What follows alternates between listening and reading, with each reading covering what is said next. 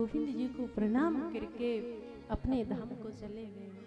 तो ये सौभाग्य देवताओं को भी नहीं है, वो भी तरसते हैं कि कहीं भागवत जी हमें सुनने को मिल जाए।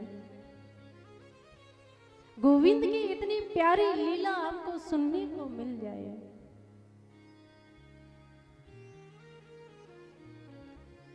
तो सारे ऋषि सूत जी के सानिध्य में बैठे हैं, सामने बैठे हैं। अब ये भागवत जी की चर्चा चल रही है तो एक बार नारद जी के मन में आया कि इस धरा पर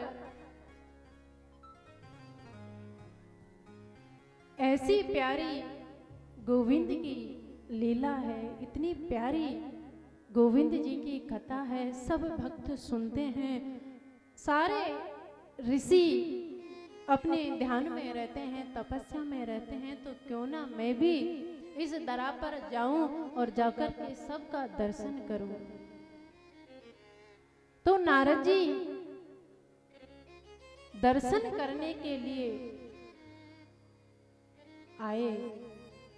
पुष्करम च प्रयागम च काशीम गोदावरीम तथा हरि क्षेत्रम कुरुक्षेत्रम श्रीरंगम सेतु वंदनम। काशी गए, गोदावरी गए, हरि क्षेत्र कुरुक्षेत्र में गए, सब जगह घूमते हुए नारद जी आ रहे हैं। कहीं भी नारद जी को खास शांति नहीं मिली। अब नारद जी ने सोचा कि मैं सोच करके आया था कि सारे पृथ्वी पर रहने वाले गोविंद की लीला सुन के, गोविंद के प्यारे सत्संग को, भागवत जी को सुन करके सभी सुधर गए होंगे, अच्छे मार्ग पर चल रहे होंगे, सब एकदम शांत होंगे, सबका चित्त एकदम गोविंद के चरणों से लगा होगा, जुड़ा होगा। लेकिन नारद जी को तो ऐसा कहीं देखने को मिला नहीं।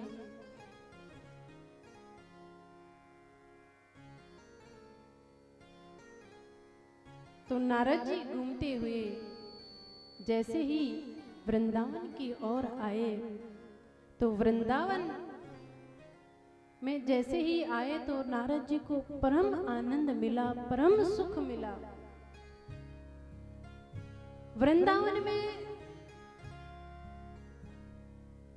कभी भी चले जाओ, कहीं भी आप चले जाओ, राधे राधे के अलावा और कुछ सुनने को नहीं मिलेगा। गाड़ियों में हॉर्न की जगह भी राधे राधे ही बोलते हैं ड्राइवर। हॉर्न दे करके साइड नहीं लेते, जगह नहीं लेते, राधे राधे राधे राधे ही बोलते हैं। क्योंकि वृंदावन में साक्षात राधा रानी विराजमान है, कण कण में गोविंद का वास है।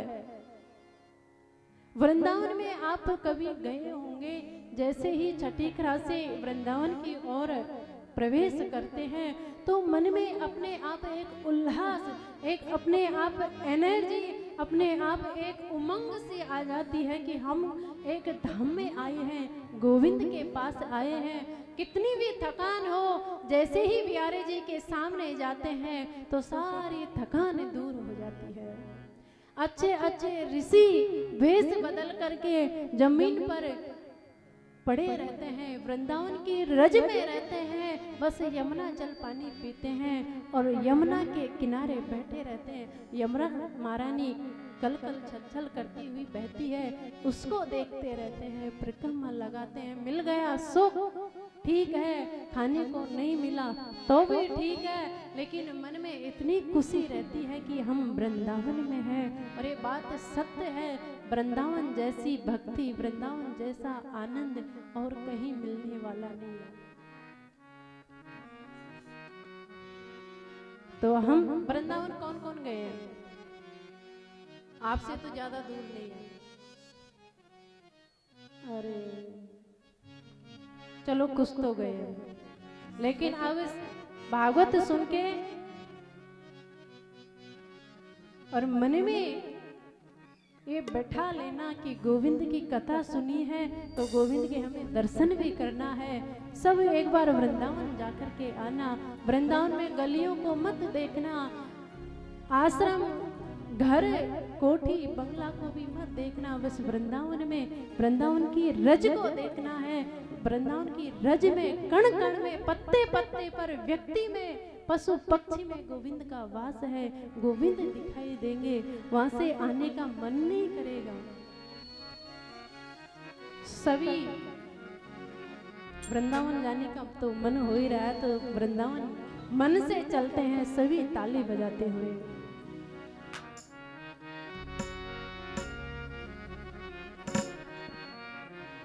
चलो रे मन श्री वृंदावन धाम,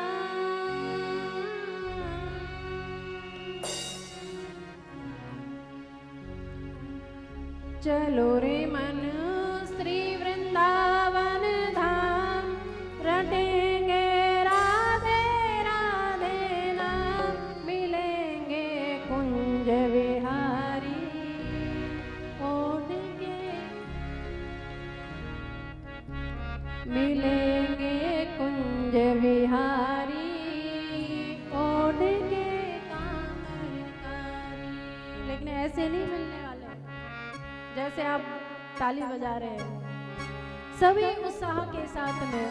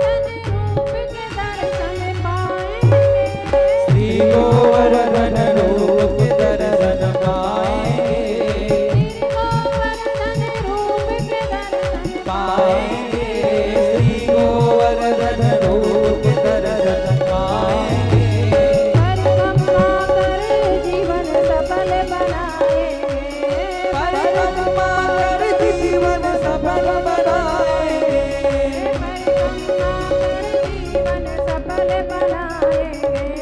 परिक्रमा कर जीवन सफल बनाएंगे, कर मानसी गंगा स्नान, करे मानसी गंगा स्नान, करेंगे राधे राधे राम। मिलेंगे कुंज बिहारी ओढ़ के कांवरकारी, ओ मिलेंगे कुंज बिहारी ओढ़ के कांवरकारी। चलो रे मन श्री वृंदावन धाम,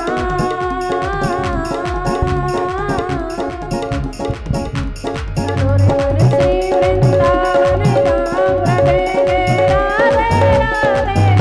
मिलेंगे कुंज बिहारी ओढ़ के कांवरकारी, ओ मिलेंगे कुंज बिहारी ओढ़ के कांवरकारी, आ मिलेंगे कुंज बिहारी ओढ़ के कांवरकारी, ओ मिलेंगे कुंज बिहारी ओढ़ के कांवरकारी। बोले बांके बिहारी लाल की।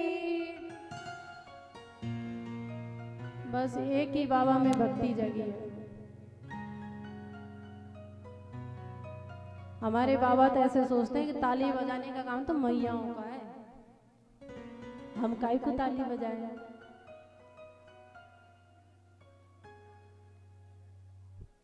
भक्त माल में एक भक्त हुए,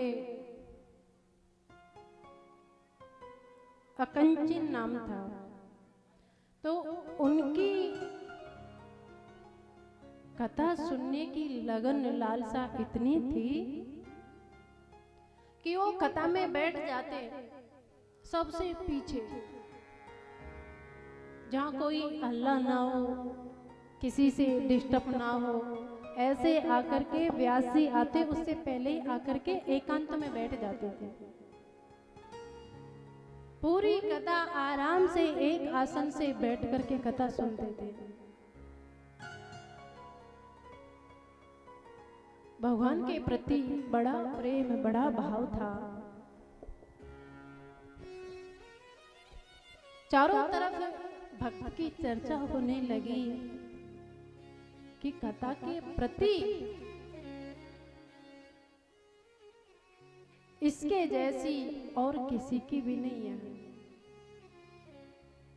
चुपचाप बैठे रहते हैं, किसी से कोई वार्तालाप नहीं करते। व्यास जी आने से पहले पहुंच जाते थे। जैसे ही आरती हुई व्यासपीठ को प्रणाम किया और फिर अपने घर चले जाते थे। तो बैकुंठ में बैठे बैठे गोविंद भी उस भक्त को देखते थे। तो एक दिन गोविंद आए, सबसे पीछे बैठा भक्त आंख बंद करके बैठा है। आकर के गोविंद ने, ठाकुर जी ने कंधे पर हाथ रखा। ठाकुर जी ने सोचा वैसे तो मैं पूरे दिन खड़ा रहूंगा, आंख खोल करके देखेगा नहीं, इधर उधर झांकता नहीं है। हमारा तो स्वभाव होता है ना कि बगल में कौन बैठा है। माताओं का ज्यादा ही होता है, सोचते हैं कि ये कैसी साड़ी पहन के आई, मेरे से अच्छी, कल इससे अच्छी पहन के आऊंगी। अच्छा, ये मेरे से ज्यादा अच्छी चूड़ी पहन के आई, कल इससे भी ज्यादा अच्छी मैं पहन के आऊंगी। आप तो खैर ऐसी नहीं हो, कुछ माताओं का स्वभाव होता है। तो भक्त इधर उधर नहीं देखता था। तो गोविंद ने सोचा कि ऐसे तो मैं कब तक खड़ा रहूंगा। तो जैसे ही भक्त के कंधे पर हाथ रखा तो आंख खोल करके नहीं देखा, हाथ से ऐसे करके हटा दिया और फिर आंख बंद करके भगवान की कथा सुनने लगा। गोविंद ने सोचा कि हम बैकुंठ छोड़ करके आए हैं, हमारे दर्शन करने के लिए ऋषि कितने जन्मों तक तपस्या करते हैं, तब जाकर के दर्शन मिल पाते हैं और हम खुद इनको दर्शन देने के लिए आए हैं और हमारी तरफ देख भी नहीं रहा।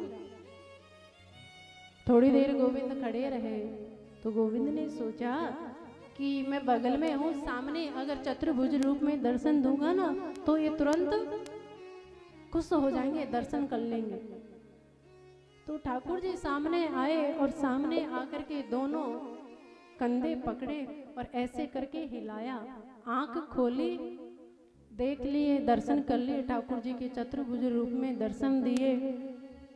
भक्त ने देख करके कहा कि ऐसे करो, तुम्हें दर्शन देना है, बात करनी है तो मैं 3 घंटे कथा सुन लेता हूँ, उसके बाद में आरती के बाद में जब व्यास जी चले जाएंगे तब आकर के मिलूंगा। भगवान है, मैं जानता हूँ, भगवान की तरह रहो, बाहर बैठ जाओ, आकर के बात करूंगा। ठाकुर जी इस भक्ति को देख करके, श्रद्धा को देख करके बड़े खुश हुए और पांडाल से बाहर गोविंद 3 घंटे तक उस भक्त का इंतजार किया कि भागवत जी की आरती होगी, उसके बाद में मैं दर्शन दूंगा, बात करूंगा, मिलूंगा। गोविंद बैठे बैठे इंतजार करते रहे। समय अनुसार आरती हुई। आरती के बाद में सब लोग जाने लगे, सब चले गए। उसके बाद में जाकर के ठाकुर जी के चरणों में प्रणाम किया। आज गोविंद भक्त के लिए अपने नेत्रों में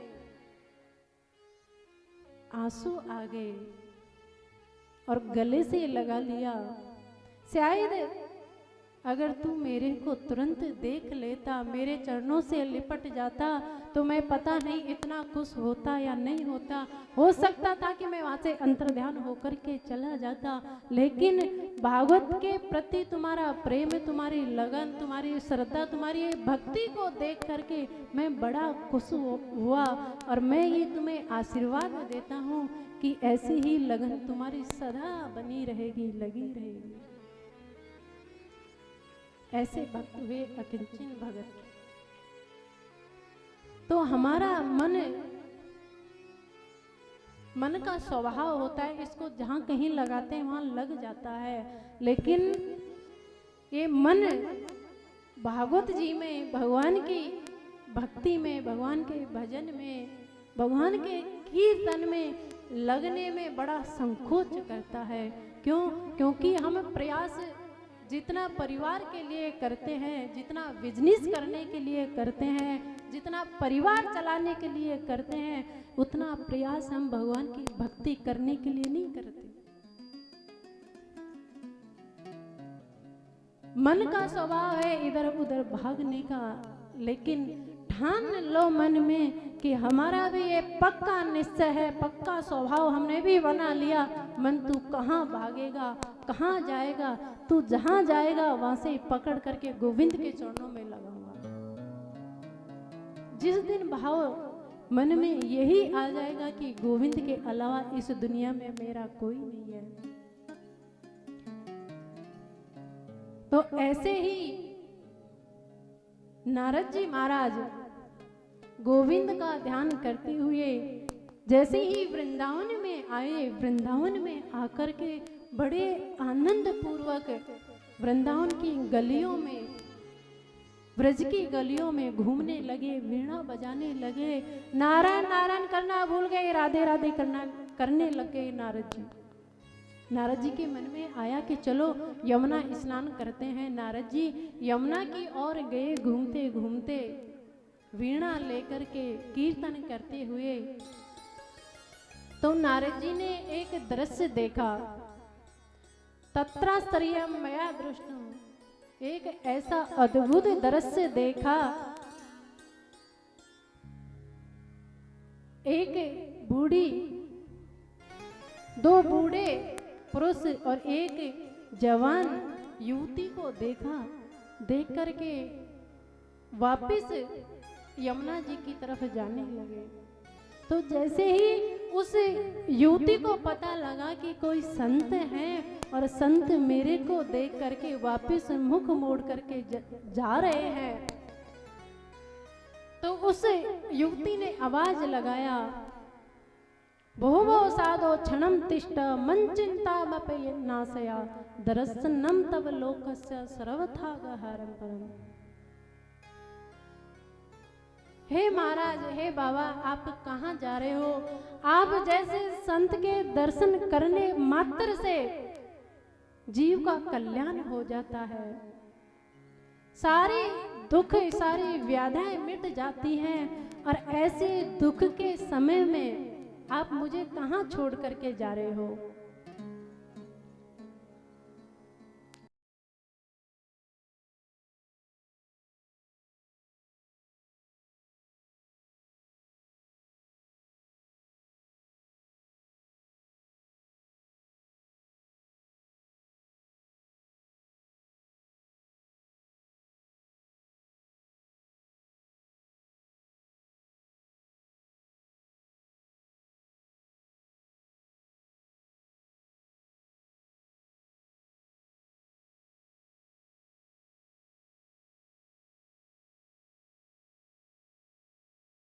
बात है, ये दोनों बूढ़े पुरुष कोई और नहीं, मेरे दोनों पुत्र हैं। तो नारद जी ने कहा कि माँ बूढ़ी होती है, पुत्र जवान होते हैं, लेकिन यहाँ तो कुछ उल्टा ही दिखाई दे रहा है। माँ जवान है, पुत्र बूढ़े हैं। तो उस युवती ने कहा कि बाबा, मैं भी बूढ़ी ही थी, लेकिन इस वृंदावन में आकर के मैं तो जवान हो गई, मैं तो एकदम तंदुरुस्त हो गई, युवती हो गई। लेकिन मेरे दोनों पुत्रों का नाम है, एक का नाम ज्ञान है, एक का नाम वैराग्य है, और मेरा नाम भक्ति है। क्योंकि वृंदावन में भक्ति तो बहुत है, लेकिन ज्ञान वैराग्य की थोड़ी कमी है। आप कोई भी संत से पूछ लेना कि बाबा आपकी जन्मभूमि कौन सी है, तो शायद मुश्किल से कोई एक दो बाबा जी मिल जाएंगे कि हमारी जन्मभूमि वृंदावन से है। वृंदावन में राधे राधे कहते कहते भी जेब काट लेते हैं, आपको पता भी नहीं लगेगा। आप उनको देख करके सोचोगे कि बड़ा भक्त है, बड़ी राधे राधे कर रहा है, पूरे माथे पे चंदन, आंखों में काजल, गले में बिहारी जी की माला, हरिदास स्वामी जी का पटका सिर पे बांध करके, माला झोली हाथ में लेकर के, आपको समझ में नहीं आएगा। आपके पास में बैठेगा, राधे राधे राधे राधे करते जेब साफ कर ले जाएगा। तो भक्ति बहुत है, हर जीव के जिब्या पर श्री राधा श्री राधा श्री राधा सदा चलता रहता है। वृंदावन में जाकर के भजन से आवाज राधे के अलावा और कोई आएगी नहीं। जब कानों में आवाज श्री राधा श्री राधा श्री राधा पड़ेगी, तो हमारा भी मन अपने आप ही, हमारी भी जिव्या, हमारी भी ये अंदर की भावना कहने लगेगी, और जिव्या अपने आप श्री राधा श्री राधा श्री राधा अपने आप जपने लग जाएगी।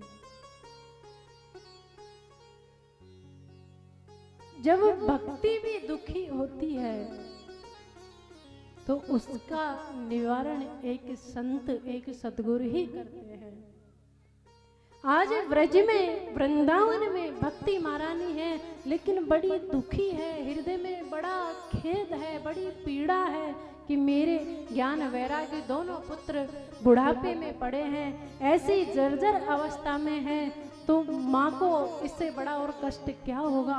लेकिन किसी संत के सानिध्य में, किसी संत के दर्शन, किसी संत के चरण अगर हमारे हाथ लग जाएं, संत का दर्शन हो जाए, तो समझ लो कि हमारा जब भक्ति महारानी का कल्याण हो सकता है, भक्ति महारानी सुखी हो सकती है, तो हम तो एक साधारण से जीव हैं, हमारे अंदर क्यों ना वो ज्ञान वैराग्य भक्ति की प्राप्ति होगी, क्यों ना हमें भी वो शांति मिलेगी संतों की सानिध्य में जाकर के। और आज एक बड़ी, अब उसको रूढ़ीबाजी कह सकते हैं, किसी से भी कहोगे तो ये कहेगा अरे अब कहाँ आजकल बाबा रहे हैं, संत कहाँ है। ऐसी बात नहीं है कि संत नहीं है, आज भी ऐसे ऐसे संत, ऐसे ऐसे ऋषि हैं, लेकिन हमारे हमारे अंदर वो दृष्टि नहीं है संत को पहचानने की। हम पहचान ही नहीं पाते कि संत कैसे होते हैं। ब्रज में आप जाकर के देखोगे, वृंदावन यमुना से पार निकल करके भांडेर वन बंसी वट पड़ता है, वहाँ गुफा बना करके जमीन से नीचे ऐसे ऐसे संत रहते हैं। उनके कपड़े कोई लाल नहीं है, वाइट कपड़े नहीं है, कोई पहचान नहीं है उनकी कि ये संत हैं, लेकिन वो निरंतर गोविंद के चरणों में, राधा के चरणों में निरंतर अपने मन को लगा करके रखते हैं। कई बार गुरुजी के साथ जाने का, उनके दर्शन करने का अवसर मिलता है तो उनको देख करके लगता है कि आज हमने जीवन में, आज के दिन हमने कोई अच्छा काम किया था। ऐसे संतों के दर्शन मिले। जमीन पर नहीं रहते, कहते कि जमीन पर भी तो हमारे गोविंद गैया चरा करके गए हैं, वो गोविंद रहते हैं, हमारी और गोविंद की बराबरी हो जाएगी। जमीन में गड्ढा बना करके रहते हैं। ऐसे ऐसे संत ब्रज में मिलेंगे आपको। ब्रज की परिक्रमा में, गोवर्धन की परिक्रमा में, गोवर्धन की तलहटी पर ऐसे ऐसे संत, अद्भुत संत दर्शन करने को मिलते हैं, लेकिन हमारे अंदर वो दृष्टि है ही नहीं कि हम संतों को पहचान पाए, पहचान सके। जिस दिन भगवान की, किशोरी जी की, राधा रानी की कृपा होगी, वो दृष्टि हमारे अंदर आएगी तो हम पहचान पाएंगे कि हाँ संत हैं। फिर हम कदापि नहीं कहेंगे कि आज की दुनिया में संत रहे ही नहीं। अब हमारे महाराज श्री है, अब ये आराम से 2 रोटी खा करके कहीं भी भजन कर सकते हैं, लेकिन आप लोगों के हित के लिए, आपके कल्याण के लिए कि चलो इस गांव में एक मंदिर होना चाहिए भगवान का, सब लोग मंदिर से जुड़ेंगे, सुबह से हम आरती में आएंगे तो अपना मन गोविंद से थोड़ी देर के लिए तो लगेगा, थोड़ी देर के लिए तो घर गृहस्थी से छोड़ करके भगवान का ध्यान करेंगे। अगर महाराज जी नहीं होते, संत नहीं होते, तो ऐसे आराम से पंडाल में बैठे हैं, सुंदर भगवान की कथा सुन रहे हैं, ठाकुर जी के हम दर्शन कर रहे हैं, आराम से हवन में आहुति लगा रहे हैं, कितने संतों के दर्शन मिल रहे हैं। अगर महाराज जी ऐसा नहीं करते, संत नहीं होते, तो ये दृश्य क्या हमको देखने को मिलता? नहीं मिल पाता। संत का हृदय एक उदार होता है, सबके हित के लिए, सबके कल्याण के लिए, सबके भले के लिए सोचते हैं। वो तो अपना मन रूपी जो डोरी है उसको गोविंद के चरणों में सौंप ही रखी है, लेकिन उनका भाव यही रहता है संतों का कि सारे जितने भी जीव हैं मानव बन करके आए हैं, भगवान से वादा करके आए थे कि हम भगवान का भजन करेंगे और कुछ नहीं करेंगे। वो आकर के भूल गए तो संत हमें याद दिलाते हैं कि गोविंद से तुम वादा करके आए थे कि तेरा भजन करूंगा, तेरी तपस्या करूंगा, तुझे याद करूंगा, तेरे लिए ही पूरा समय दूंगा, लेकिन हम ऐसा कुछ नहीं करते। भूल जाते हैं इस माया में आकर के, इस संसार में आकर के भूल जाते हैं, घर गृहस्थी के चक्कर में पड़ करके कि गोविंद से भी हम कुछ कह कर के आए थे। हम इसी में मगन रहते हैं कि हमारा यही काम है, परिवार पालना, गृहस्थ फैक्ट्री चलाना, नौकरी करना, परिवार को चलाना और एक दिन बूढ़े होकर के मर जाना, हमारा यही काम है। अगर गोविंद ने, परमात्मा ने 60 साल की उम्र दी है, अगर 60 साल से 60 मिनट भी नहीं कमा पाए तो 60 साल जीना हमारा बेकार है। ये संसार हमारे साथ जाने वाला नहीं है, ये परिवार हमारे साथ जाने वाला नहीं है। अभी तो एक बहुत सुंदर है, हमें शिक्षा देने के लिए अभी ये कोरोना काल चला है। सुनने को समाचारों में रोज मिलते, देखने को भी मिला है कि अगर बेटे को भी कोरोना हो गया तो बाप भी उसके पास नहीं गया कि मुझे ना लग जाए। अलग कमरा दे दिया, अलग बर्तन दे दिए, अलग बिस्तर दे दिए, हॉस्पिटल में एडमिट करवा दिया, मेडिसिन चल रही है, लेकिन देखने के लिए नहीं गए। क्यों? क्योंकि कहीं हमको ना लग जाए। अगर ये तुम्हारे होते, तुमने इनके प्रति पूरा जीवन लगा दिया, अपना सारा समय परिवार को दिया, बच्चों को दिया, और वो बच्चे आज तुमसे 100 कोस दूर हैं कि पिताजी से जैसे ही हम छुए, जैसे ही पैरों के हाथ लगाया तो ये हमें हो जाएगा ये रोग और हम इस दुनिया को छोड़ करके चले जाएंगे। अरे भैया, जाना तो सबको है। इतनी सुंदर एक देखने को मिला, ये अनुभव जीवन में कितना सुंदर घटित हुआ है कि कोई किसी का नहीं है। जिस परिवार के लिए सब कुछ लगा दिया, जीवन बर्बाद कर दिया, वो परिवार भी अपना नहीं है। अपना है तो सिर्फ जो हम भगवान की भक्ति करेंगे, भगवान का भजन करेंगे, संतों की सेवा करेंगे, गायों की सेवा करेंगे, हमारे हाथ से जो धर्म हो जाए वो हमारे साथ जाने वाला है। ये परिवार जाने वाला नहीं है, ये बिजनेस भी हमारे साथ नहीं जाने वाला, पैसे भी हमारे साथ जाने वाले नहीं है। जब कोई व्यक्ति मरता है, जब उसकी यात्रा निकाली जाती है, तो सभी एक ही बात कहते हैं कि भगवान इनकी आत्मा को शांति दे। ये तो शायद कोई नहीं कहता कि भगवान वहां जाकर के एक फैक्ट्री दे देना इनको, कोई नहीं कहता। कहता है कोई? कोई नहीं कहता। ना कोई ये कहता कि इनका वहां जाकर के बड़ा सा एक इनको परिवार दे देना, ये भी कोई नहीं कहता। क्यों? क्योंकि उनको पता है परिवार इसको मिला, पैसे इसको मिले,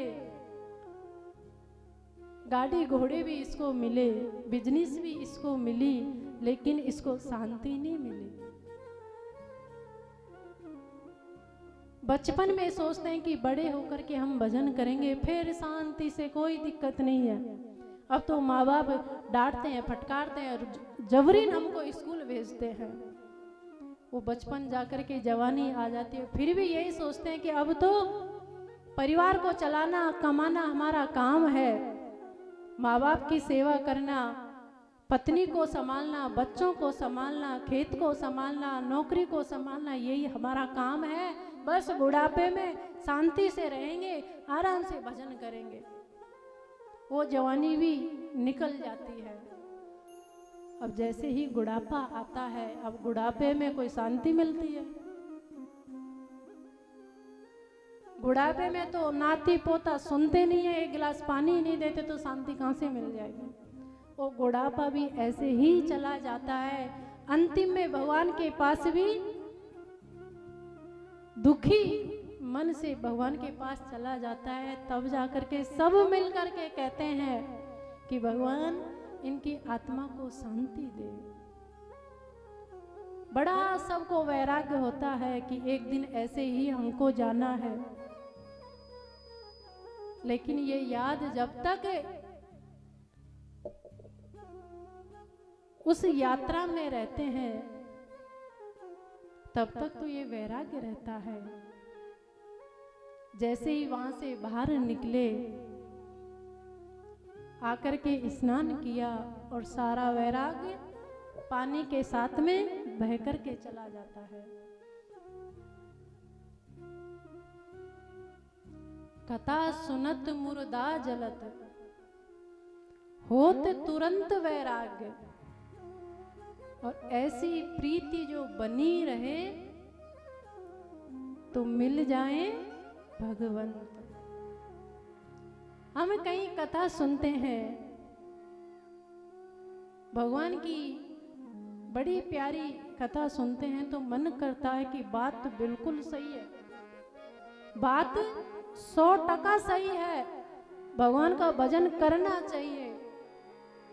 अरे हमने जीवन बिता दिया, आज के बाद में तो भगवान का भजन ही करूंगा। या किसी को अंतिम संस्कार करने के लिए जाते हैं, किसी को दाह संस्कार करने के लिए जाते हैं, तब ये मन में वैराग्य आता है कि आज के बाद में भगवान का भजन ही करना है। देखो ये कल अच्छा भला मेरे साथ में चाय पी, नाश्ता लिया, खूब अच्छे से फोन पे बात हुई, और अब देखो दुनिया छोड़ करके चला गया। क्या साथ लेकर के गया? आज के बाद में भैया हमें ऐसी भूल नहीं करनी, हम तो भगवान का भजन करेंगे। मन में ठान लेते हैं, जैसे ही वहां से गए, स्नान किया, सब भूल गए। ऐसे ही पांडाल से बाहर गए तो क्या सोचते हैं, दीदी को तो काम है कहवे को, घर गृहस्थी कौन संभाले वो। और यहाँ बच्चे इनसे क्या कहते हैं, मोड़ा मोड़ी, यही कहते हैं ना, हाँ मोड़ा मोड़ी ने कौन संभाले वो।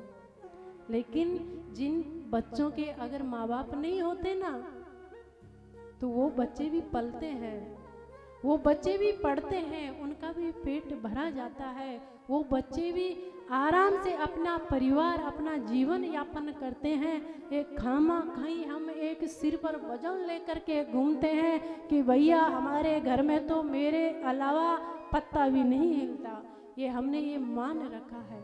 एक व्यक्ति ट्रेन में बैठा, अब ट्रेन में बैठ गया सीट पर आराम से, और जो बैग थे, जो बोरिया बिस्तर थे, उनको सिर पर रख रखा। अब जो सामने बैठे उन्होंने कहा कि अरे बड़ा बढ़िया आदमी है, बताओ ट्रेन में बैठा है आराम से, और फिर भी सिर पर पोटरी रखी हुई है, वजन रखा हुआ है। तो सामने वाले ने कहा कि भैया बड़े विचित्र आदमी हो, ट्रेन में बैठे हो, टिकट तुमने लिया है, सीट तुम्हें मिल गई है, तो ये सिर पर बैग रख करके क्यों बैठे हो? इस बैग को रख दो साइड में। तो उस व्यक्ति ने कहा, अरे भैया तुम बड़े अजीब आदमी हो, बताओ बेचारी ट्रेन पे एक तो मेरा वजन ले रही है, मुझे लेकर के चल रही है, और दूसरा वजन इस बैग का मैं ट्रेन के ऊपर कैसे छोड़ सकता हूँ? अरे इंसानियत भी कोई चीज होती है, ऐसे कैसे मैं ट्रेन पे रख दूंगा? मेरा वजन ले रही है वही बहुत है, इस वजन को मैं लेकर के चलूंगा। अब ये समझदारी है कि पागलपन है? क्या है? अब आप ही सोच लो। तो वो बैग को अगर वो ट्रेन पे रख देगा, सीट पर रख देगा, तब भी उसका भार ट्रेन के ऊपर ही है, और सिर पर रखा है तब भी भार, बोलो, ट्रेन के ऊपर ही है। उसका भार सिर, बैग सिर पे है तब भी ट्रेन के ऊपर है, और सीट पे रखा है तब भी ट्रेन के ऊपर ही है। यही दशा हमारी है। परिवार को चलाने वाला वो गोविंद है, परमात्मा है, उसके बिगर कुछ होने वाला नहीं है। ये तो खामा खाई हमने ये बैग को, ये परिवार को सिर पे रख रखा कि भैया मेरे बिगर तो पत्ता भी नहीं हिल सकता, मेरे बिगर तो ये बहू कोई काम कर ही नहीं सकती, ये बेटा कोई काम कर ही नहीं सकता। अरे भैया तुम इस दुनिया में नहीं रहोगे तब भी ये परिवार चलेगा, तुम नहीं थे तभी भी ये परिवार चला था। ये हमारा, अब पागलपन तो कैसे कहूं, वो तो आपने कह ही दिया। तो हम चाहे तो बैग को सिर पर रखें, चाहे सीट पर रखें, हमारा जीवन, हमारा परिवार चाहे गोविंद के हाथ में रखें, चाहे हमारे हाथ में रखें, लेकिन बागडोर गोविंद के हाथों में है। जिस दिन वो जो चाहेगा, तुम लाख कोशिश कर लोगे तो भी तुम कुछ कर नहीं सकते। तो क्यों ना ऐसी गोविंद के चरणों में हमारी डोरी को, हमारे परिवार को उसके हाथों में सौंपे। फिर देखो, भले ही तुम परिवार में रहो, भले ही तुम बच्चों में रहो, भले ही तुम घर में रहो, फिर भी एक संत की भांति, एक वैरागी की भांति तुम घर में रहकर भी वो भजन, वो तपस्या कर सकते हो आराम से, जैसे नरसिंह मेहता जी ने किया। नरसिंह मेहता जी परिवार में रहते हैं, घर छोड़ करके कहीं नहीं गए, लेकिन अपनी और अपने परिवार की बागडोर गोविंद के ऊपर छोड़ रखी है। जब वो खड़ताल बजा करके नरसिंह मेहता जी कीर्तन करते तो गोविंद जी आकर के, गोविंद परमात्मा परिवार सहित आकर के कीर्तन में शामिल हो जाते। अरे हमें तो कहूँ सपने में भी दर्शन नहीं देते। क्यों नहीं देते? क्योंकि नरसिंह मेहता जैसी भक्ति, नरसिंह मेहता जैसी लगन, नरसिंह मेहता जैसी हमारे अंदर वो विश्वास नहीं है कि हमारा परिवार गोविंद चला रहा है। जिस दिन ये विश्वास हो जाएगा उसी दिन हमारे साथ भी गोविंद रहेंगे, कहीं दूर नहीं गए। परमात्मा कण कण में है, लेकिन हमारे अंदर विश्वास, वो भक्ति, वो श्रद्धा, वो लगन है ही नहीं, तो परमात्मा कहाँ से मिल जाएंगे? कहाँ से नरसिंह मेहता जी की तरह हमारे परिवार में परिवार बन करके गोविंद रहेंगे? तो आज नारद जी के भक्ति महारानी नारद जी की सानिध्य में आई और आज संत एक भक्ति का दुख को दूर करने के लिए तत्पर खड़े हैं। तुरंत भक्ति महारानी से हाथ जोड़ करके कहा कि महारानी आप चिंता ना करिए, तुम्हारे दोनों पुत्रों को तो मैं अभी ठीक करता हूँ। नारद जी ने दोनों पुत्रों को गीता सुनाई, वेद सुनाए, वेदांत सुनाए। जितनी भी चूरन चट्टी नारद जी के पास थी सारी चटा दी, लेकिन ज्ञान और वैराग्य लेटे हुए तो खड़े होकर के बैठे भी नहीं। नारद जी बड़े परेशान। नारद जी ने सोचा कि जितना सामान मेरे पास था वो सब तो मैंने दे दिया, और भक्ति महारानी से मैंने कहा कि तुम्हारा दुख मैं दूर करूंगा, अब इनका दुख दूर कैसे हो? तो तुरंत आकाशवाणी हुई। आकाशवाणी ने कहा सत्कर्म सूचको नूनम, कि तुम कोई सत्य कर्म करो। अब जैसे ही नारद जी ने सुना कि सत्य कर्म करो तो नारद जी तो चौंक गए कि मैंने गीता, वेद, वेदांत पाठ सब कुछ सुना डाला, इससे ज्यादा और भैया सत्कर्म कौन सा है? अब मैं सत्कर्म ऐसा क्या करूं जो ज्ञान वैराग्य ठीक हो? अब नारद जी ध्यान करने के लिए, भजन करने के लिए जंगल में जाने लगे, बद्रिका आश्रम की ओर गए। अब नारद जी बड़े दुखी हैं। सामने से सनत कुमार चारों भाई आ रहे थे, तो जैसे ही नारद जी को देखा, नारद जी को देख करके कहा, अरे ये नारद जी इतने बड़े महापुरुष होते हुए भी आज ऐसे उदास, ऐसे चिंता में, ऐसे जले हुए मुख से क्यों आ रहे हैं? चारों भाई गए और जाकर के नारद जी से पूछा, खत्म ब्रह्म दीन मुख कुतस चिंता तरोभान। आप ऐसे दीनहीन की तरह, आप ऐसे चिंता में, आप ऐसे उदास खिन्न मन से कहाँ घूम रहे हो? आपके दर्शन मात्र से लोगों का कल्याण होता है और आप खुद इतने उदास हो। तो नारद जी ने आज सारी बात सनत कुमार को सुनाई है और कहा कि मैंने भक्ति महारानी जी से कहा कि मैं तुम्हारे पुत्रों को अवश्य ठीक कर दूंगा, लेकिन मुझे तो कोई आस दिखाई नहीं दे रही। और एक आकाशवाणी और हो गई, स्पष्ट कुछ कहा नहीं और कह दिया सत्कर्म करो। अब मेरे ये समझ में नहीं आ रहा कि सत्कर्म होता क्या है। तो सनत कुमारों ने कहा, नारद जी तुम भी बड़े भोले हो। सत्कर्म सूचको नूनम श्रीमद् भागवतम लापा। ये सत्कर्म श्रीमद् भागवत जी के अलावा और कोई सत्कर्म नहीं हो सकता। आप उनको श्रीमद् भागवत जी सुनाओगे तो अवश्य वो ठीक हो जाएंगे, अच्छे हो जाएंगे, भक्ति महारानी का दुख अवश्य दूर होगा। तो आज सनत कुमारों के साथ में हरिद्वार में आकर के सुंदर आयोजन किया श्रीमद् भागवत जी का। भक्ति महारानी को बुलाया, सारे ऋषियों को बुलाए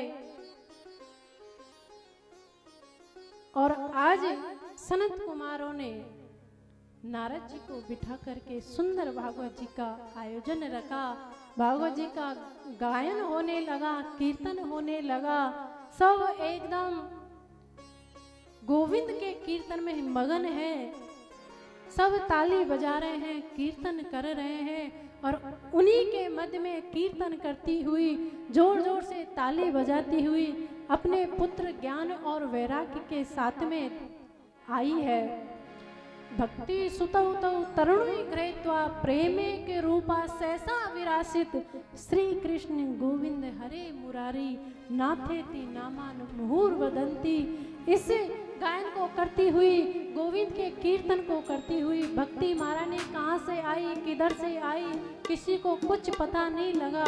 जैसे ही भक्ति महारानी पांडाल में आई तो सब जोर जोर से गाने लगे, ताली बजाने लगे। सबके मन में एक उमंग उत्साह सी लहर उठने लगी और सब गाने लगे।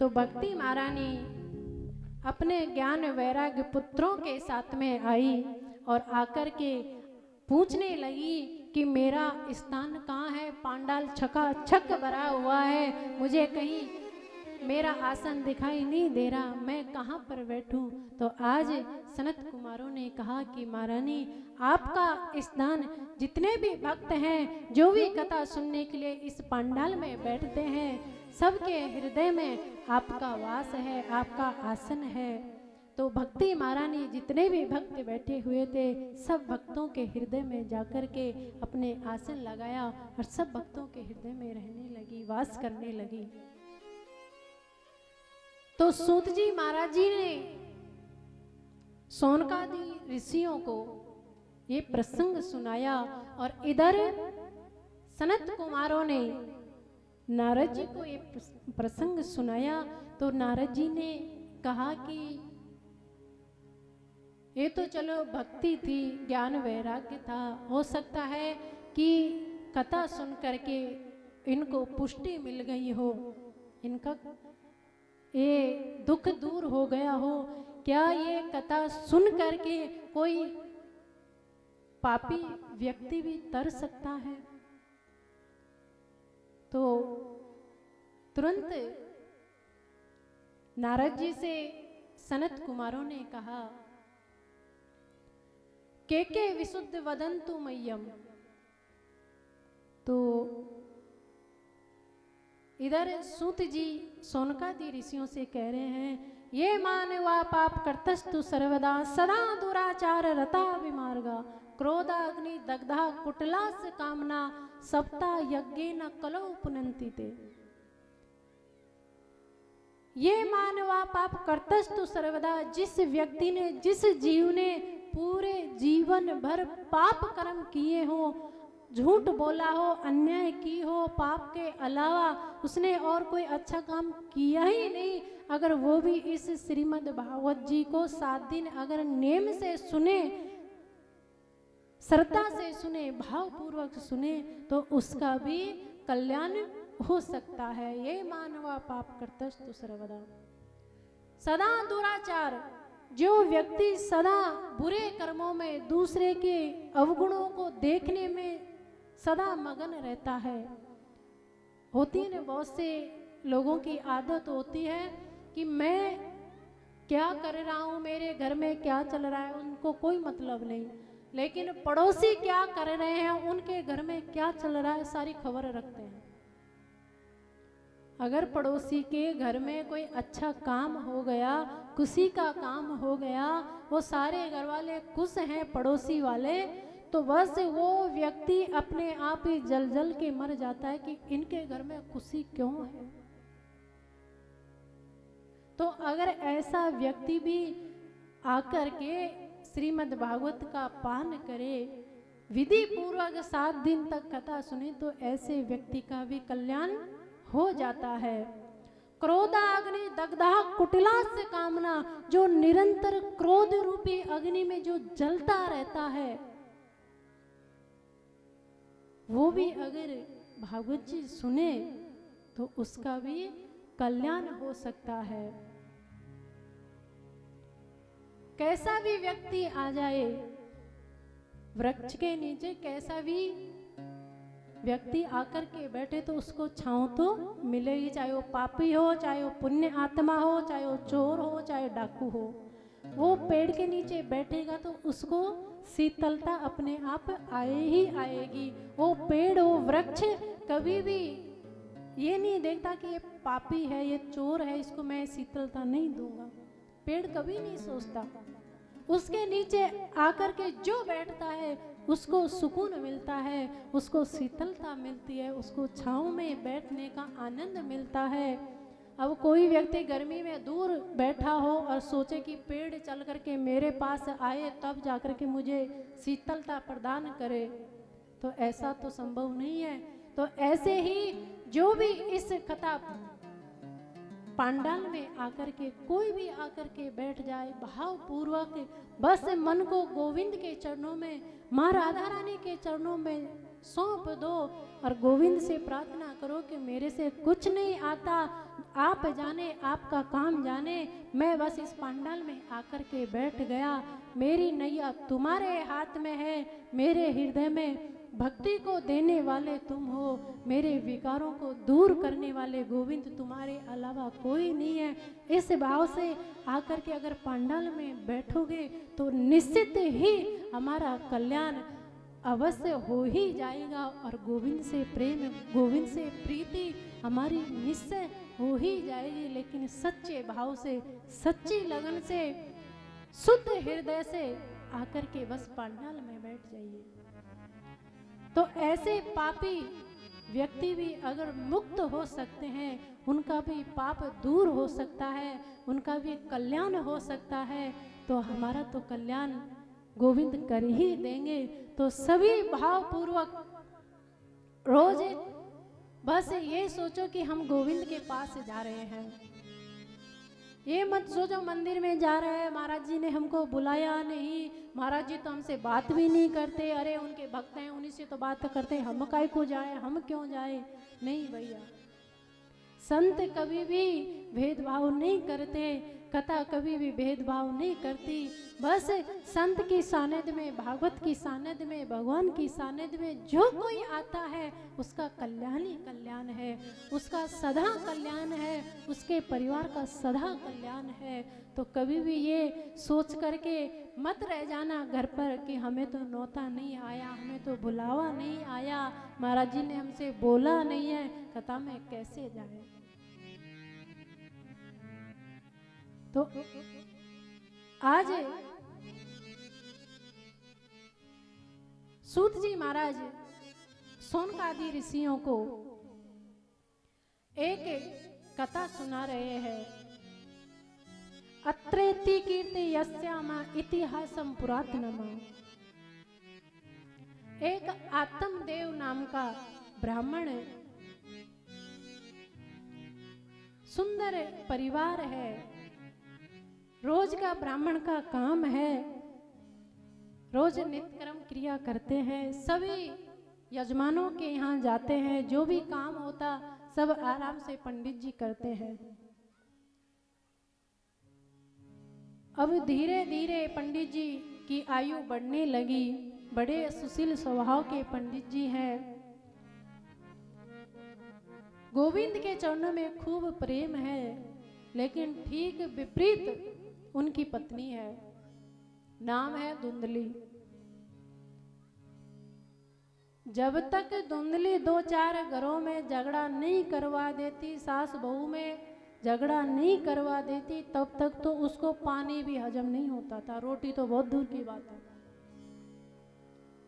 जैसे ही आत्मदेव पंडित जी घर से निकलते तो वो ना नहाती थी, ना धोती थी, ना घर में चौका झाड़ू बुआरा कुछ नहीं।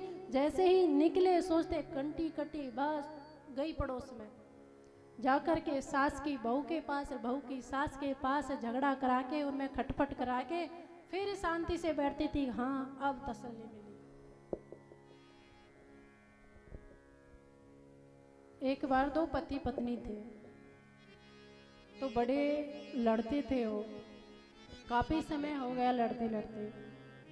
तो एक दिन पति ने कहा पत्नी से कि अपन बहुत झगड़ा करते हैं। तो पत्नी तो जोर से ऊंची आवाज में बोला कि मैं कहाँ झगड़ा करती हूँ, झगड़ा तो तुम करते हो। पति ने सोचा कि मैं कहाँ झगड़ा करता हूँ, झगड़ा तुम करती हो। अब ऐसे करके झगड़ा बढ़ गया, शांत हुआ, और आज पति ने कहा कि ऐसे करो, जो पहले लड़ेगा, आगे से जो झगड़ा करेगा, वो एक चावल निकाल करके डिब्बी में रख लेगा। पत्नी ने कहा हाँ ये ठीक है, क्योंकि मैं तो लड़ती नहीं हूँ, लड़ते तो आप ही हो। जिसके चावल ज्यादा निकलेंगे, 1 महीने बाद में गिनती कर लेंगे, जिसके चावल ज्यादा निकलेंगे समझो वो ही ज्यादा लड़ता है, तो उसको 1 महीने का मौन व्रत करना पड़ेगा। बोला ये ठीक है। अब जो लड़ता एक चावल निकाल करके अपनी अपनी डिब्बियों में रख लेते। 1 महीना पूरा हुआ, पति अपनी डिब्बी निकाल करके लाया और ला करके चावल गिनने लगा। पत्नी से कहा कि तुम भी तुम्हारे चावल निकाल के लाओ, मेरे चावल तो इतने इतने निकले हैं, तुम्हारे कितने निकलते हैं। अब पत्नी आई, जोर से फेंट कस के कहने लगी, आज अमावस्या है, खीर का तेरे बाप के चावलों की बनाई थी, जो गिन गिन के रखे थे ना वही चावलों की खीर बनी है। पति ने सिर पकड़ा, अब सोचने लगा कि अब इनका क्या करूं। अब चावलों की कोई गिनती नहीं है जो मौन व्रत करवाए। तो ऐसे ही स्वभाव की थी धुंधली, 2-4 घर में झगड़ा नहीं करवा देती तब तक शांति मिलती ही नहीं थी। समय बीतता गया, घर में कोई बेटा बेटी नहीं है, एक गाय है वो भी बूढ़ी हो गई है, उसके भी कोई बछड़ा नहीं है।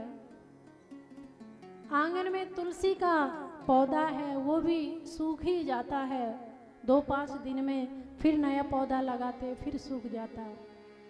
तो सभी गांव वाले चर्चा करने लगे, अरे आत्मदेव के पता नहीं कौन से जन्म का पाप है जो इनके घर में, बताओ ना तो ये गाय के कोई बच्चा है, ना इनके कोई बच्चा है, ना इनके घर में कोई हरा पौधा लगता है, ये तो बड़ा पापी है, इसकी तो शकल देखना बेकार।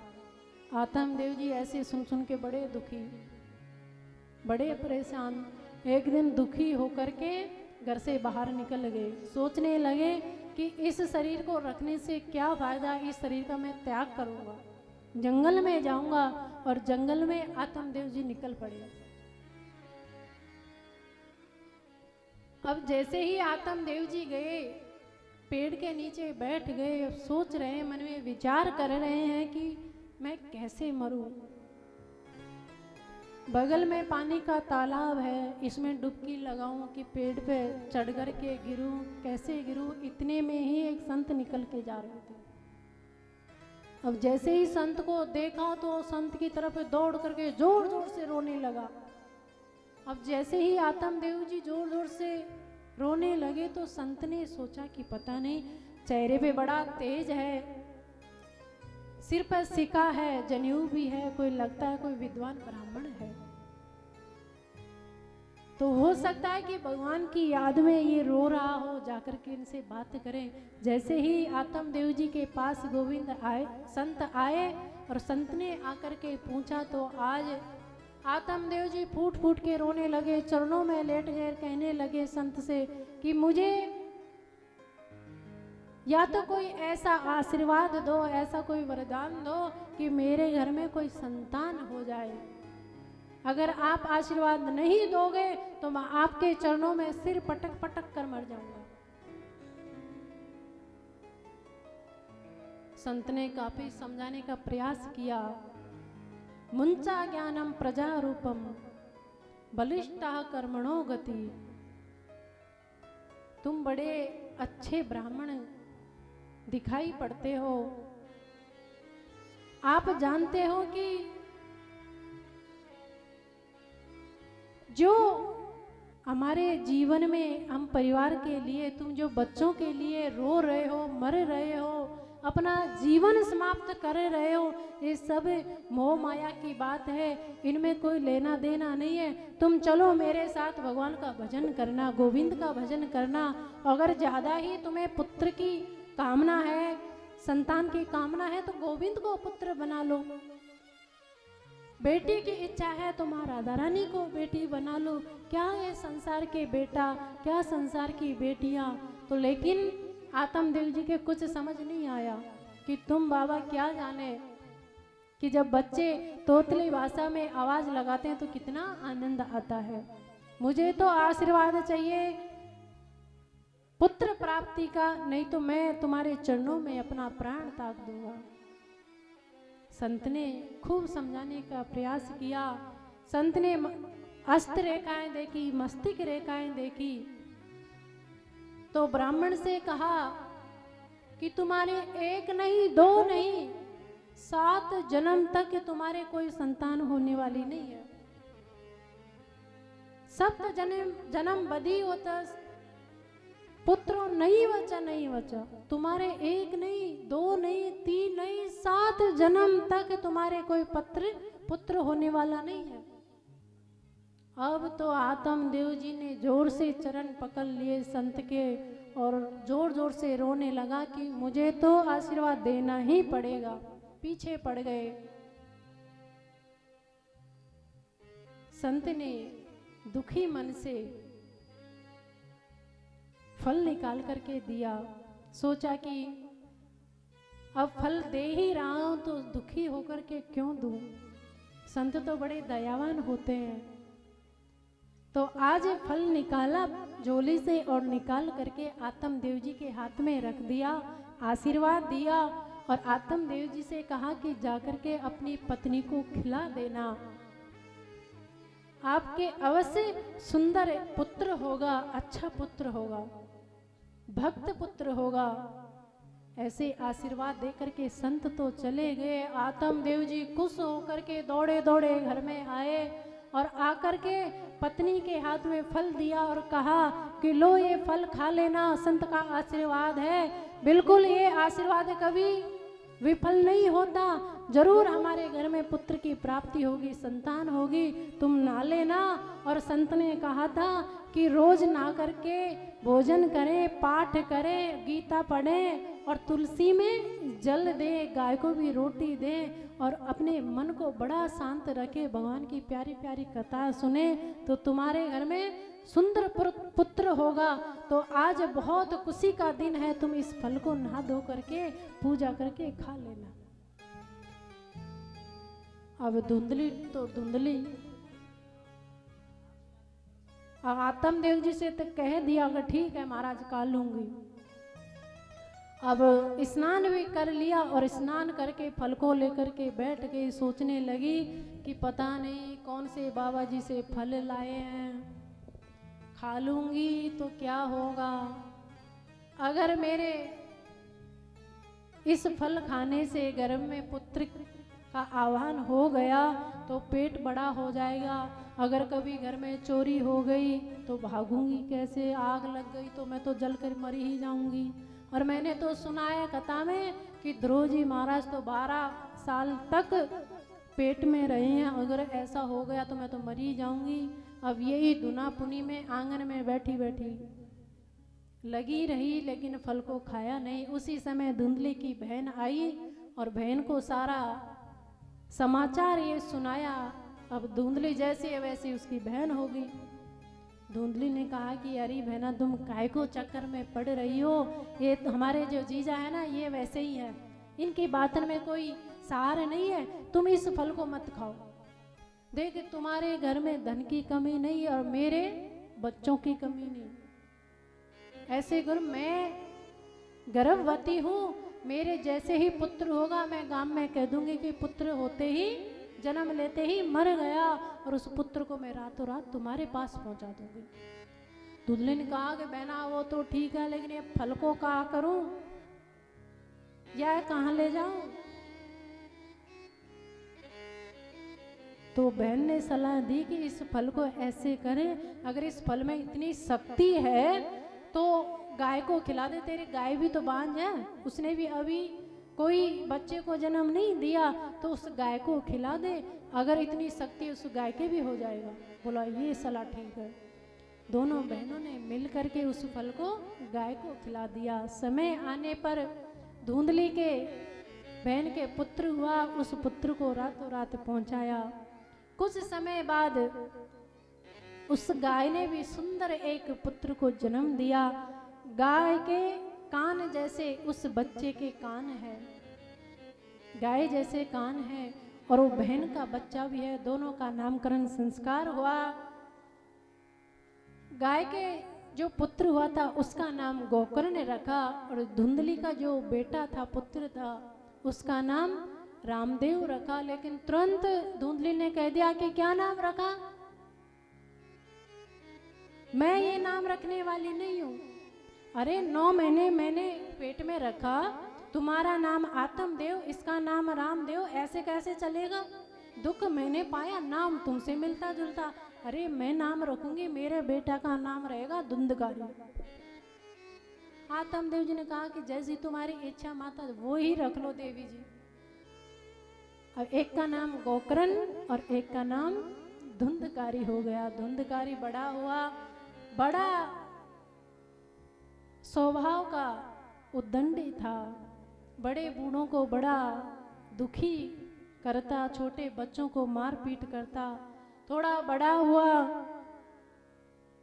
तो रोज घर में शिकायत आने लगी और जो गाय का बेटा था गोकर्ण, वो बड़ा संत स्वभाव का, बड़ों में बैठता, बड़े बूढ़े के चरण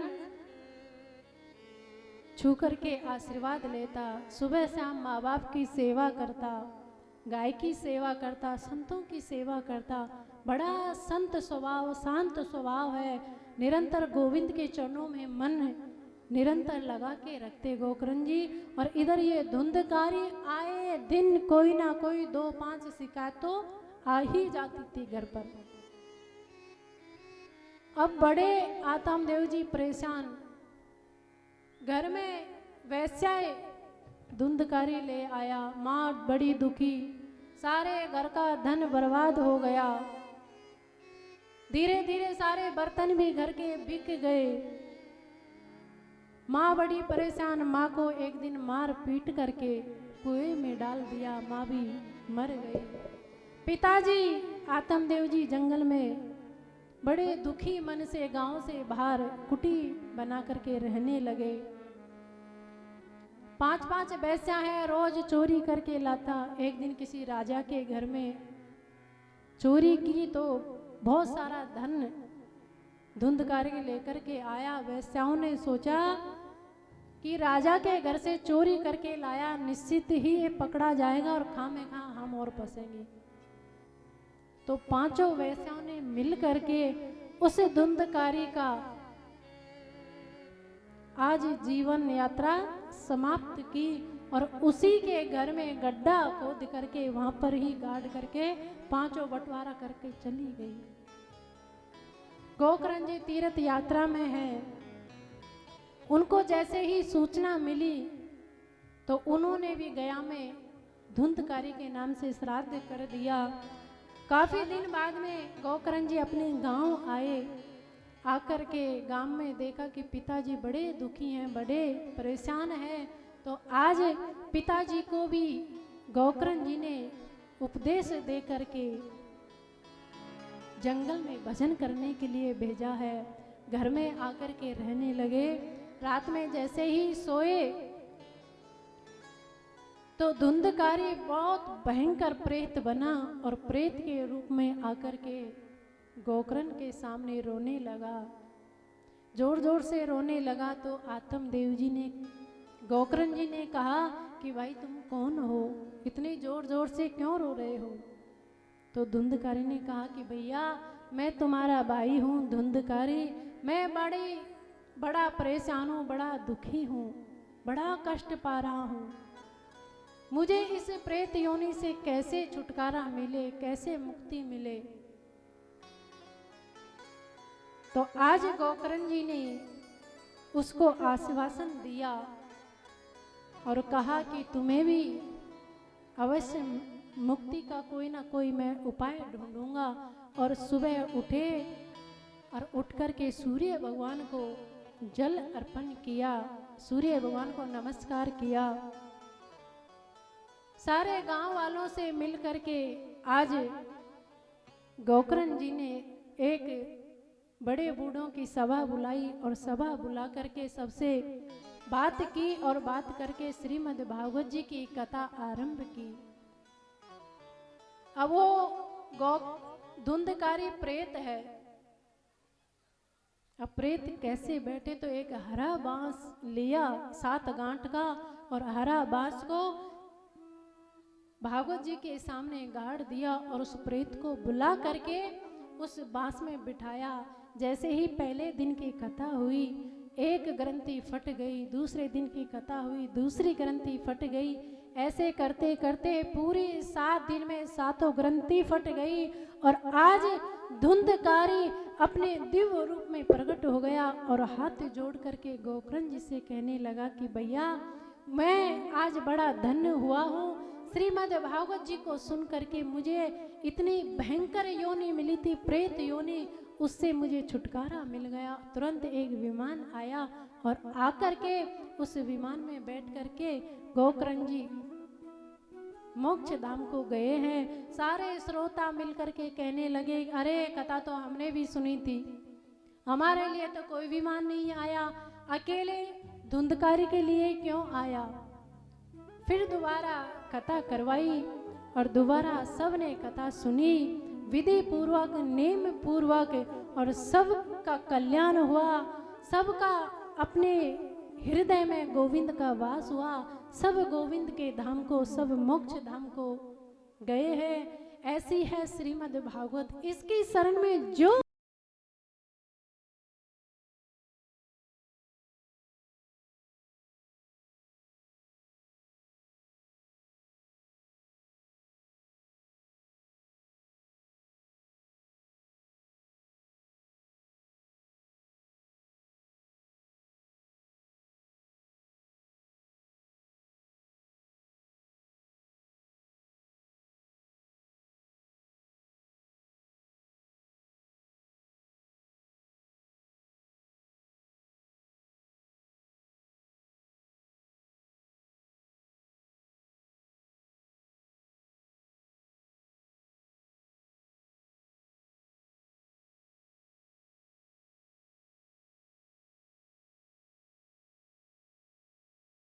की प्राप्ति को हुए तो सब एकदम खुशी के मारे सब दौड़ पड़े, सब खुशी में हैं कि आज हमारे अहो भाग्य हैं जो हमें ये कथा सुनने को मिली, और हमें कथा सुन करके हमारे जीवन में भक्ति आई, गोविंद आया, और हमारे जितने भी जीवन में पाप कर्म थे सब नष्ट हो गए और हमें गोविंद की भक्ति हो गई। तो फिर कथा सुनने की विधि सनत कुमारों ने बताई है कि कथा कैसे सुनी जाती है। कलश किन किन माताओं ने रखा है, सब हाथ खड़े करो। और कलश यात्रा में कौन कौन शामिल हुए हैं, बाबा लोगों की भी। पीछे से कोई कलश यात्रा में नहीं आया? 1 2 3, अच्छा 1 2 देख करके हाथ खड़ा कर रहे हैं। तो कथा सुनने की विधि, जो भी कलश यात्रा में सम्मिलित हुए, जिन माताओं ने कलश रखे वो रोज का नेम 7 दिन का बना करके रखें कि चारपाई पर हो सके तो ना सोए। एक टाइम भोजन करें, सुबह नहा धो करके, अगर घर दूर है तो कोई बात नहीं, नहीं तो नेम है कि रोज कलश सींचने के लिए आए, शाम को भागवत जी की आरती करने के लिए आए। अगर बीमार है, चार नीचे नहीं सो सकते, बेड पे सो सकते हैं, पलंग तख्ते व्यवस्था है आजकल तो, आराम से सो सकते हैं। अगर शरीर में परेशानी है, बीमार है, एक टाइम फलाहार से काम नहीं चल रहा, तो यहाँ पे भी बताया है कि भोजनम तो वरम मन्ने कथा श्रवण कारकम नोपवासो ब्रह प्रोक्ता कथा विघ्न करो। यदि आप दिन में 2 बार 4 बार जितनी मर्जी भोजन कर सकते हो, लेकिन अगर शरीर में कोई तकलीफ नहीं है तो व्रत रखना ही है, तकलीफ है तो भोजन कर सकते हो, लेकिन इतना ही करो कि कथा में क्या नहीं आए, नींद नहीं आए, हल्का भोजन करो। सभी को रोज कथा सुनने के लिए आना है, पड़ोसियों को भी लाना है, सुबह कलश सींचने के लिए आना है, शाम को आरती करने के लिए आना है। कथा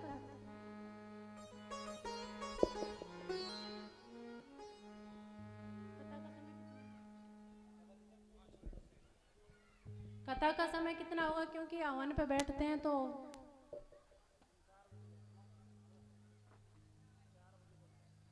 2 बजे 4 बजे 12 से 4, अच्छा तो 12 बजे से 4 बजे तक है। तो सभी 12 बजे तक घर का काम फ्री करके और शाम की 4 बजे तक आराम से बैठे रहे। चलो आज तो पहला दिन था, कोई बात नहीं। जितने भी ये बाउंड्री पे भाई लोग बैठे रहते हैं सभी से निवेदन है कि बाउंड्री पे कोई ना बैठे। इतना सुंदर पंडाल है, सब पंडाल में आकर के बैठे। अगर किसी को बैठने से तकलीफ है, कमर में घुटनों में दर्द है तो कुर्सी ले सकते हैं, लेकिन प्रयास करो कि पंडाल में ही बैठे। सभी से निवेदन है, आज तो पहला दिन है, कोई बात नहीं, बाहर इधर इधर घूमते हैं, उनसे भी निवेदन है, सभी से प्रार्थना है कि इधर उधर ना घूमे, शांति पूर्वक खूब भाव से प्रेम से गोविंद की कथा सुने और सभी अपने मन को गोविंद के चरणों में लगाएं। जो जीवन हमारा गया सो गया, लेकिन आने वाला जो समय है, इस समय जो हमारा चल रहा है, बस इस समय को हमें बर्बाद नहीं करना, इस समय को हमें खोना नहीं है। इस जीवन को, हमारा जीवन को, हमारे मन को गोविंद के चरणों में लगाना है, किशोरी जी के चरणों में लगाना है। भक्ति हमें करनी है, संसार में रह कर के प्रयास यही करो। अगर तुम पंडाल में रोज कथा सुनने के लिए आओगे तो निश्चित है एक ना एक दिन गोविंद से प्रेम, हमारे हृदय में भक्ति अवश्य आ ही जाएगी। लेकिन भाव से, प्रेम से, और वो भाव, वो प्रेम तुम्हें दिखाई दे रहा है। सभी भावपूर्वक आए, सभी कथा सुने। मेरी भाषा तो शायद सभी को समझ आती होगी, आती है, तो मैं भी प्रयास करूंगी कि तुम्हें समझ आए, ऐसे ही मैं कोशिश करूंगी कथा सुनाने का। और मैं तो आपकी बेटी हूँ, जो बालक कहे तो तली बाता, सुनही मुदित मन पितु और माता। अपना बालक चाहे जो भी बोले, चाहे तोतला बोले, चाहे हकला के बोले, चाहे गूंगा बोले, लेकिन वो प्यारा लगता है। तो मुझे विश्वास है कि सब मेरे माँ बाप हो, सबको जो भी मैं कहूँगी शायद सबको अच्छा ही लगेगा, मुझे विश्वास है। तुम्हारे इस प्रेम को, तुम्हारी इस श्रद्धा को, तुम सबने मुझे अपनी बेटी माना और मुझे यहाँ पर बुलाया, तो उसके लिए मैं बहुत आभारी हूँ। बहुत मेरे हृदय में खुशी भी है कि मेरे अपनों ने मुझे बुलाया और मैं अपनों को कथा सुना रही हूँ। इससे बड़ा और सौभाग्य क्या होगा। महाराज जी का तो आशीर्वाद बचपन से रहा ही है, क्योंकि महाराज जी की गोद में हम खेले हैं, बड़े हैं, पले हैं, तो महाराज जी तो शुरू से ही उनका आशीर्वाद है। और उन्हीं का आशीर्वाद आज इतने बड़े परिवार में, इतनी बड़े इस जगह पर, इतनी बड़ी समाज में, उनका ही प्यार, उनका ही आशीर्वाद आपके मध्य में लेकर के आया है। कथा का यही विराम होता है। कल ठीक 12 बजे से 4 बजे तक कथा चलेगी। सभी को मेरा राम राम, सभी को मेरा राधे राधे। अगर नाचने का मन है तो खूब कथा में नाचा करो, दिल खोल करके ताली बजाया करो, क्योंकि अगर संसार के सामने हम नाचेंगे तो हमारा कल्याण होने वाला नहीं है। ये पंडाल के नीचे नाचेंगे, भगवान के सामने नाचेंगे तो और अच्छी बात है। खूब मन खोल करके नाचा करो, खूब ताली बजाया करो, खूब कीर्तन किया करो, बस और क्या चाहिए। गोविंद खुश हो जाएंगे कि मेरे भक्त मेरी याद में, मेरे कीर्तन में झूम रहे हैं। अगर नाचने का मन है तो थोड़ी देर भैया भजन गाएंगे नाचने का, आप नाच सकते हैं। श्री राधे। बोली वृंदावन बिहारी लाल की। एक भजन गाएंगे, जिनका मन नाचने का, झूमने का हो, ताली बजाते हैं सभी लोग, उसके बाद गाएंगे। बंसी की धुन के हम मस्ताने हो गए, बंसी की धुन के हम मस्ताने हो गए, श्याम तेरे नाम के दीवाने हो गए, श्याम तेरे नाम के दीवाने हो गए, श्याम तेरे नाम के दीवाने हो गए, दीवाने हो गए, मस्ताने हो गए, दीवाने हो गए, मस्ताने हो गए, श्याम तेरे नाम के दीवाने हो गए, श्याम तेरे नाम के दीवाने हो गए। श्री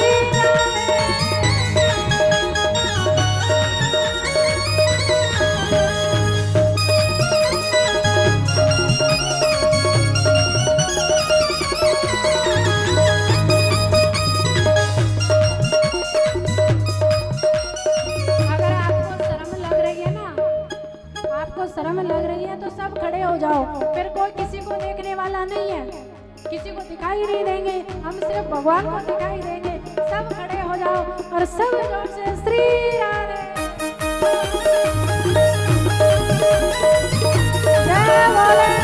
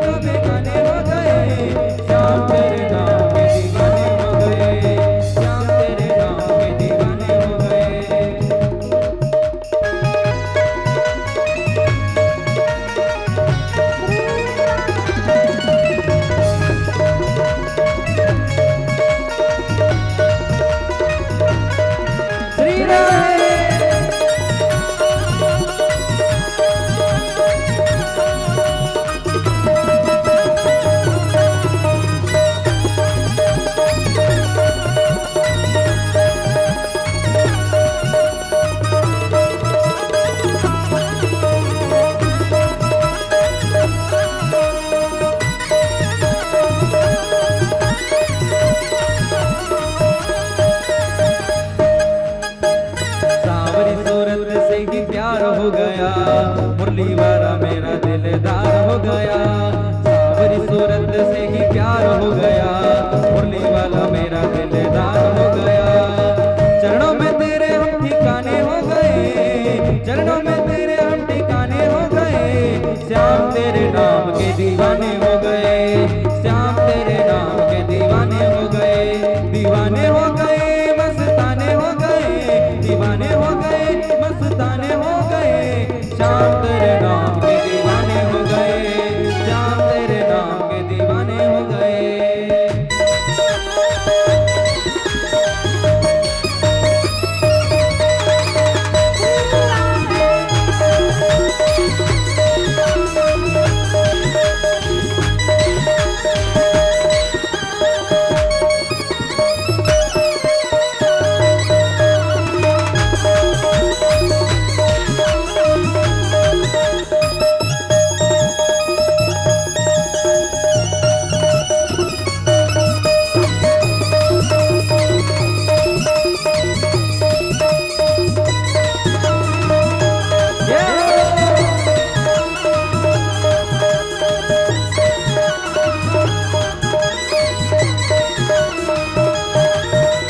चित्र विचित्र का कहना यही, इनसे कहीं दूर रहना नहीं।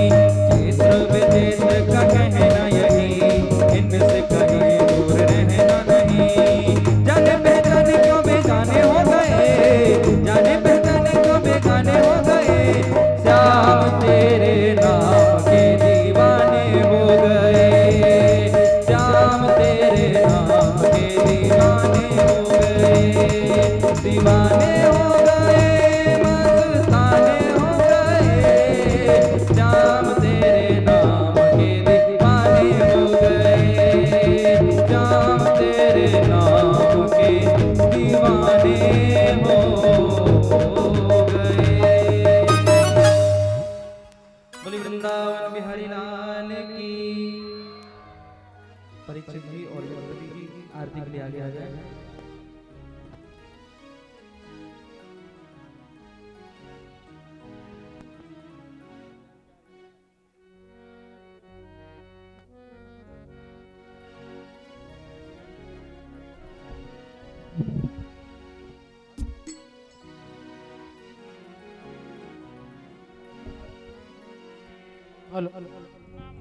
पयोरे तो असमा सुदत्ता। बुलवा के बिहारी लाल की जय।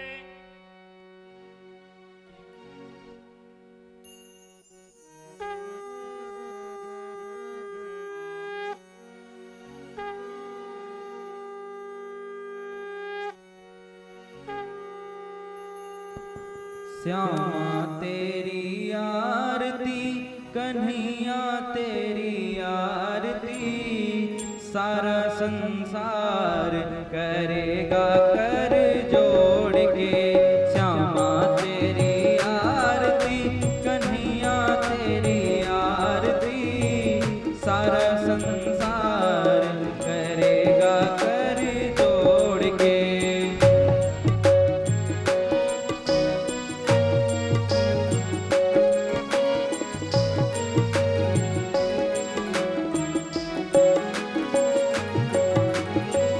सिर पर सोना मुकुट बिराजे, गल में जंती माला साजे, और फूलन के हार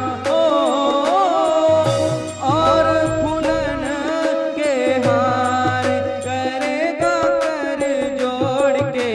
श्यामा तेरी आरती, कन्हैया तेरी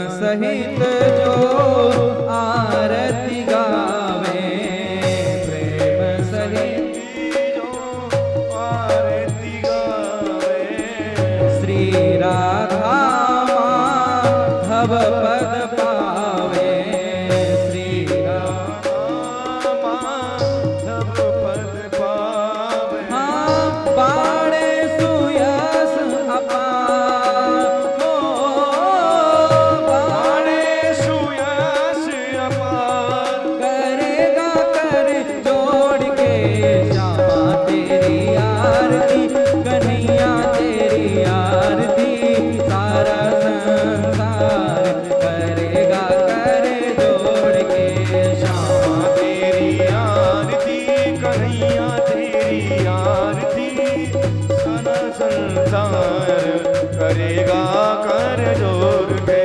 सारा परिवार करेगा कर जोड़ के, सारा परिवार करेगा कर जोड़ के, सारा संसार करेगा कर जोड़ के।